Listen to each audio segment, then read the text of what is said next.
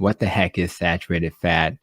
And basically, it's the type of fats that you think about, like that bacon grease, right? That becomes solid at room temperature. And that will distinguish it from unsaturated fats, which tend to be liquid, like those vegetable oils that we're so accustomed to having on our counter. And and the other part is how the structures are made. You can see the structures to the right. And with the saturated fat, you don't have those double bonds that you can see are present with the saturated fat right in this area right there. So that's kind of giving you a sense of that. And here's a better illustration of the double bonds that you can see right here at the bottom for the unsaturated fat. So I just want you to get that as kind of a foundation to understand what we're talking about. And it's also important to think about the foods. And I'm more of a carnivore, so I love fatty meat and butter, things like cheese and dairy.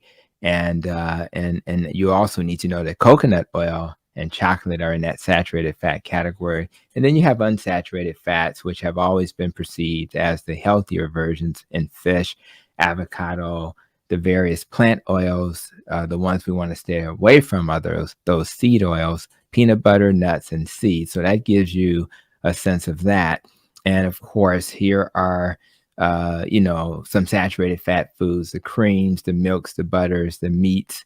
They're all going to contain a substantial amount of saturated fat. So when you think about the dietary guidelines, they say they provide science-based advice, and that's something I would question if it's really the best science. It's probably not. And it's really designed to say, well, what's the best diet for everybody, right? And they feel that if you don't follow the dietary guidelines, that your health may suffer. I'm not sure that's actually accurate, but at the end of the day, there are a lot of people suffering from obesity and other chronic diseases. So it would be nice if we had a way to guide people to a diet that was best for them. Unfortunately, historically, we've not done a great job with that. And that's why this video is being made, to help you understand why that's true.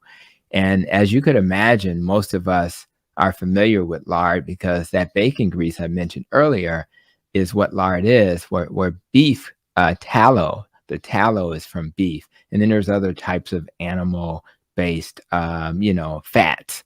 But so many of us are familiar with the lard. And unfortunately, that was replaced, many years ago by Crisco for a while, because it was thought to be, as you can see on the label, less saturated fat than butter. So it was actually celebrating the fact that it had less saturated fat. And this particular version of Crisco, they said it didn't have a lot of trans fat. In fact, they're saying 0 per serving of trans fats. But what they were able to do with that definition, even though they cut the trans fats down substantially, there was still trans fats in Crisco. It was just not at the level that they felt was harmful, which again, I disagree with that, but just a kind of a historical perspective. And so why would Crisco be a bad option? Well, because of the trans fats. We know that's harmful. Trans fats are difficult for your body to break down, so they tend to clog arteries fairly regularly. Then, unlike butter, you're not, it has all these artificial things in it, and it doesn't have the vitamins that are very helpful in things like butter. So it's really important, even as we talk about this topic, that we think about, well, what are the like real foods, right? So if it was processed, imagine taking cotton seeds and turning it into Crisco. So who decided that was a good idea, right? To take cotton seeds, which is not even a food, and turn into a product that we then allow humans to ingest. So that should have been a no-go from the very beginning. But I just want to provide a little historical context. And this is not to demonize Procter & Gamble, but to just remind you that in 1911, when Crisco was produced, Procter & Gamble did align with the American Heart Association because they needed the money, and they decided to give them $1.7 million. And because of that relationship, And I'm not even sure the American Heart Association knew that Crisco was bad for you, but because of that relationship, they promoted Crisco. They endorsed Crisco. They put their stamp of approval on Crisco. So I want you to pause for a moment and realize that although we have to have organizations to help guide us, we always question things, right? And when you question things, you may find the hidden dangers, the things that may cause harm down the road. So whenever you see this association stamp, don't just assume that that's going to be good for you because there's bias. And if someone wrote me a big check and they're still getting big checks, that may bias me. That doesn't make them bad. I think the people who work for the organization are great. I know some of those people, but you just want to question things, as I would want you to question me as well. So in 1977, the United States Senate Select Committee on Nutrition and Human Needs published the dietary goals for the United States. It was called the McGovern Report. I'm sure you've heard the McGovern Report, but now you kind of better understand what it reflects. And goal number 7 was to reduce saturated fat consumption to account for no more than 10% of total intake. This led to the establishment of the USDA HHS policy, the dietary guidelines for Americans that were published in 1980. And for every 5 years since, they make recommendations that pretty much align with this ideal of keeping the saturated fat low. Now, the idea that saturated fats cause heart disease, called the diet heart hypothesis, was introduced in the 1950s, but it was based on weak associational evidence. In other words, there are different types of evidence, different levels of quality of evidence, and when you make assertions based on, survey studies or looking at data and you don't do real research, it doesn't really show a conclusion. So a lot of the conclusions that were made back then were based on poor research, which has gotten us into this trouble. And when you look at this, illustration, it shows you the difference between a true experiment, which is what our clinical decisions and your decisions should be based on, and observational studies to the right. And if we get to the level of randomized controlled trials, you can see at the bottom to the left, that's the level of evidence that we'd like to have if present. And so I never fought people for having evidence that's not randomized if they don't have that evidence yet, because you do need to start somewhere. You start with mice studies, you start with anecdotal reports from doctors, you start from case reports and things like that, and then you move on from observational data to experimental data. So let's look at a little bit of a history of the saturated fat story. If you look at this article that I kind of referenced, it has Nina Teicholz. If you've not read her book, The Big Fat Surprise, you should check it out. I did interview her on a previous episode of the Protecting Your Nest podcast. She's a phenomenal person. I think she'll be at the Symposium for Metabolic Health next month. I'll be speaking there as well. Just a phenomenal individual. A journalist is what we needed to help us identify the things that weren't right. So here's a very well-known figure, Ansel Keys, and he hypothesized that a low-fat diet would be protective against heart disease. Here are the 7 countries that were in his 7-country study: the U.S., Finland, Yugoslavia, Netherlands, Italy, Greece, and Japan. And as you can see, with the bottom being, you're moving from left to right, that's more saturated fat in your diet. And then you'll see deaths per 1,000 to the left. And ultimately, you'll see with Japan, they have a low saturated fat diet, low deaths. And he proved that as you move to the right, there was a higher death rate, with the U.S. unfortunately being at the top of that curve. So based on that hypothesis, I would have agreed with him if his study was done well, that is absolutely true. What wasn't true, however, is that the number of countries that was in his study was much larger. And it actually included, if you look to the right, many other countries. And if we were to kind of glance at what countries we're talking about, you'll see Mexico here at number 14. So they have a pretty decent amount of fat, yet they're not having any heart disease. you look at country number 8, which looks like France. And you may have heard of the French paradox, right? So, how is it that in France people eat high fat and yet they don't have a lot of heart disease? Well, we can see from this data point that they absolutely have a low incidence of heart disease, but they eat a lot of saturated fat.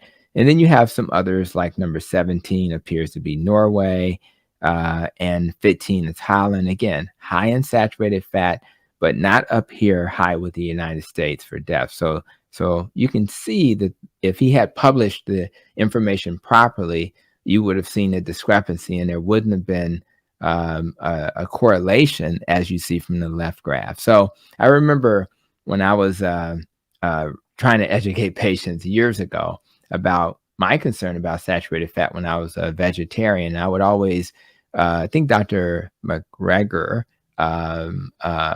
was one of the doctors that would talk about, what a test tube would look like. And this is an example of somebody who ate a donut and what their blood looked like after you checked it. So that would make you pause if you saw that. But I now understand that it's not exactly what you think. And when you eat a diet high in saturated fat, you actually use saturated fat as fuel, and it actually clogs your arteries less than this tube would suggest. So let's look at another study that is an example of an observational study. And again, this is a type of study. This is called the PURE study, and it's looking at the associations of fat and carbohydrate on heart disease and mortality. So prospective versus retrospective, looking forward versus looking backwards, but it's looking at data. And again, data is not real research, but for purposes of this conversation, I want you to at least get a feel for what that type of study looks like. So here's the background as I've suggested. Let's look at these macronutrients, fats and carbs. Do they affect your mortality or your risk for heart disease based on how much you're consuming? This PURE study involved a lot of people, 135,335 individuals. But as you can see, they used food frequency questionnaires. Someone literally sent these folks questionnaires, and they answered the questions, asking them, what did you eat last week, last month, and last year? And that type of guesswork makes these types of study not as causative in terms of the data they create. What was the interpretation? High carb intake was associated with a higher risk of total mortality, whereas total fat and individual types of fat were related to lower total mortality. Now, you would think I would, jump up and say, hey, I told you so, right? But again, this is a correlative, associative study. It's not cause and effect. So although this aligns with my belief systems, we must always be honest about the types of study we're looking at. So let's look at this study, slightly better quality, low fat dietary pattern and weight change over 7 years. Many of you have heard of the Women's Health Initiative dietary modification trial, very popular study to quote. And this study looked at obesity in the United States and whether or not, your weight it was impacted by dietary patterns like low carb or high carb diets, etc., low fat. So it looked at that, and it had a lot of people, 48,835 were involved, but they were randomized to an intervention versus a control. So that's a little bit better, right? Because you're now doing what sounds like more research-based studies, where the other types of studies we just quoted did not do that. And what they found in this study is that a low-fat eating pattern does not result in weight gain. So if you reduce fat, saturated fat being one of them, that does not seem to show the type of benefit. They also found in this study it didn't improve cardiovascular disease or impact the risk for cancer. So again, these are the types of studies that we start with when we don't have randomized controlled trials. Or actually, this is more of a randomized trial, but the first one was not. So here's another study, which I want to put in front of you, the use of dietary linoleic acid for secondary prevention of coronary heart disease and death. And this is interesting in that this was a study they looked at. They had to recover the data because sometimes when the data shows outcomes that the mainstream is not interested in hearing, they'll hide the data. So someone actually hid it and they found it.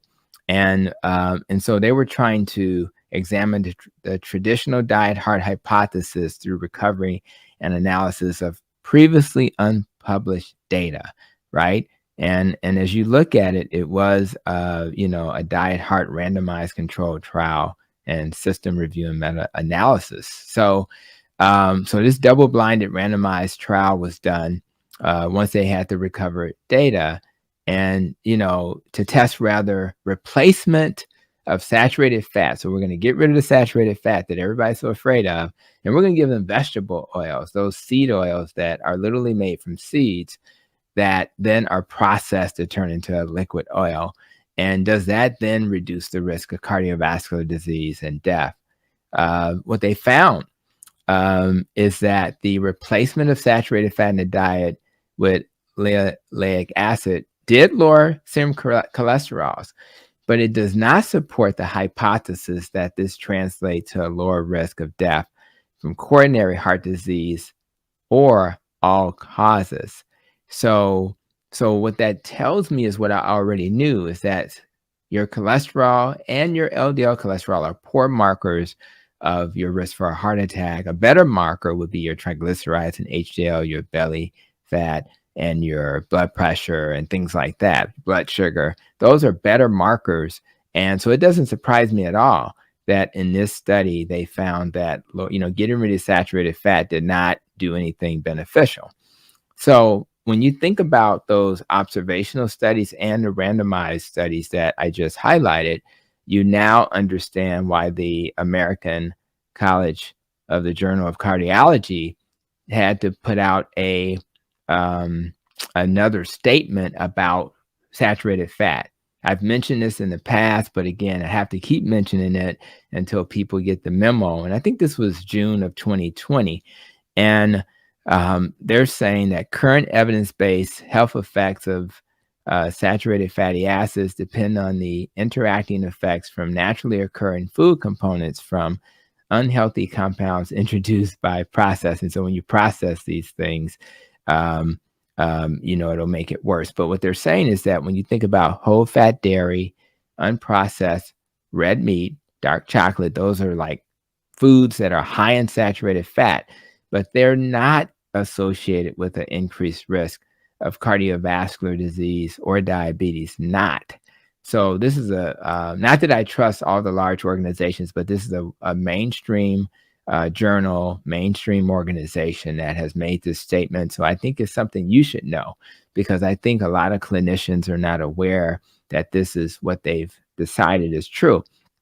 And you won't believe this, but if you just search, College of Cardiology position statement on fat, you'll see also that they'll say that saturated fat is associated with a reduced risk for stroke. How you like that? So not only is it not causing heart disease, but it may reduce your risk for stroke. So here are the highlights here. And again, the previous recommendations to reduce saturated fat to less than 10% had been the standard. They find that the foods that I just highlighted in that graph are not associated with cardiovascular disease, and there's not enough evidence to support us limiting saturated fat in our diet.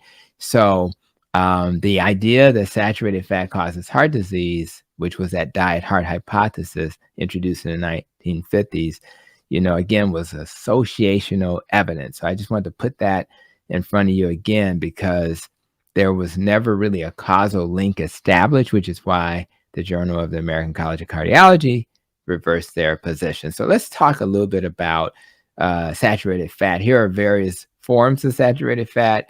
Some people in the low carb community will just eat butter just out of the refrigerator. I'm not quite there yet, but now you know that may not be so harmful to them, right? But one thing I want to mention about saturated fat is that it's so important for many reasons. Number one is your cell membranes are made of phospholipids, and the tail of which is basically saturated fat, right? So imagine the cells in your body not having that protective phospholipid bilayer there to protect the cells. If we take that away by eating diets that are low in saturated fat, we may struggle in a way that is so vast because it's all the cells in your body. So it's just something to think about. Here's another kind of illustration, the stuff they show you in the biochemical class, right? And here's the phospholipid bilayer, and you can see it illustrated here. So caprylic acid is an example of a saturated fat that you'll see in certain types of things like palm, coconut oils, and of course milk. And milk of humans, so breast milk. We give our babies caprylic acid and saturated fat, which is why they develop so well when they're being given breast milk. So we should not be afraid of caprylic acid. It also has other benefits like helps with our blood sugar, destroys yeast cell walls. So if you have anything issues with like candida, it helps. It's antibacterial, antiviral, reduces gout, helps our skin to not be irritated, and also supports our urinary tract. But there are other types of saturated fat. Lauric acid is another, also found in coconut milk and oil, and in other types of oils that are listed here. They also benefit us because it helps with the skin with things like psoriasis, acne, helps with aging so we can get less wrinkles, has antimicrobial benefits, and also other skin conditions like the dry skin. So, and then we have palmitic acid. That's another one that you'll find in butter, meat, milk, and cheese, and palm oil. And again, this saturated fat supports our cells, which for obvious reasons you understand now, anti-inflammatory. And who would thought that a saturated fat would lower your lipids, right? And that's because they protect your cells. And if your cells are protected, you don't have to make all those cholesterol molecules to support cells that are not protected. Supports your skin, and it works to moisturize your skin. And butyric acid is the last one I wanted to highlight in yogurts, creams, goats and sheep milk, etc., cheeses, butter, so all of that good stuff. And it also supports your brain health, your blood pressure, your sleep, gut, and improves your blood sugar. So it's really nice to know that all of these different types of fats are there to kind of help support our body in a total way, but mainly those cells that are very helpful. Who knew that saturated fat was also important for your calcium metabolism? So I want to put that in front of you. We know calcium is very important for our bone structures, and I want to make sure that we're always putting in our body what's going to support our bone health. And of course, that is our bones in front of us. So I just want to put that in front of you. You can kind of see from the previous slides that our immune system benefits from saturated fat. So all those immune organs in our body are going to benefit when we have sufficient saturated fat. And our hormones, you need saturated fat just to make your testosterones, your estrogens, your cortisols. A lot of those kind of are involved. Our pituitaries benefit, our adrenal, thymus, thyroid. All of these organs are going to benefit in terms of hormone production. So imagine a person who doesn't eat saturated fat, they're likely to have issues with their hormones, their emotions. And I see this all the time in my clinic, people who are not supplementing properly with the omegas and things like that, they tend to struggle and have an issue around emotions at times. So let's talk about the basic takeaways to walk away with. When you're thinking about food, there are definitely foods that when you cook them at high temperatures are going to, really convert to a trans fat with those high temperatures. So to the degree you can, as you can see from this image, these are all fast food examples. Let's try to avoid that whenever possible.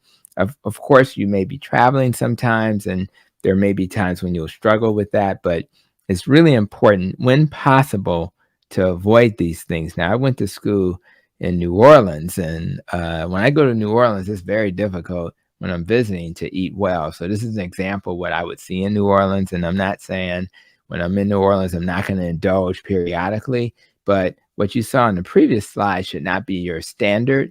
Your standard should be to eat a steak and not the processed foods that you saw there. And just keep in mind that when you're cooking foods, the temperature matters. And as you can see from the image, the boiling point, the smoke point, is when you're more likely to introduce trans fats into your food. So if you can avoid using oils that are not designed for those high temperatures, the avocado oil apparently is, and things like olive oil apparently aren't. So I would not deep fry, that shrimp I just showed you. If you're cooking it in olive oil, make sure you use things like avocado oil and or coconut oil are better options. You're not using butter and olive oil for those types of temperatures. I have a link tree, as you know, in my notes to the video.